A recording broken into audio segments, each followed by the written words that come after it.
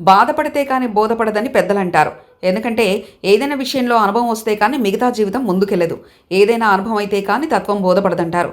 YCP అధినేత మాజీ ముఖ్యమంత్రి వైసీపీ జగన్ విషయంలోనూ అదే జరిగినట్లుంది. ఎన్నేళ్ల అనుభవం, ఒక ఘోర పరాజయం తర్వాత ఆయనకు రాజకీయ తత్వం ఆకలింపుకొచ్చింది. ఇంతకాలం అనుసరిస్తూ వచ్చిన వ్యూహాలను మార్చడంతో పాటు కాస్త లౌక్యం కూడా ప్రదర్శిస్తున్నట్లు ఇటీవల జరుగుతున్న పరిణామాలను బట్టి అర్థమవుతుంది. ఎప్పుడో తప్పనిసరి తప్ప జగన్ విలేకరుల సమావేశాలు నిర్వహించేవారు కాదు. అలాగే చంద్రబాబు, లోకేష్ తప్ప బాలకృష్ణను విమర్శించేవారు కాదు.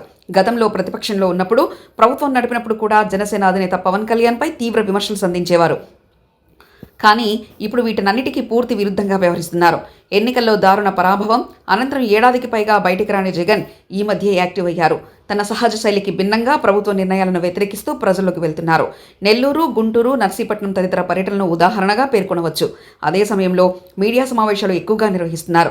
గతంలో పర్యటనకు వెళ్ళినప్పుడు అక్కడి మీడియాతో జగన్ మాట్లాడిన సందర్భాలు చాలా అరుదు.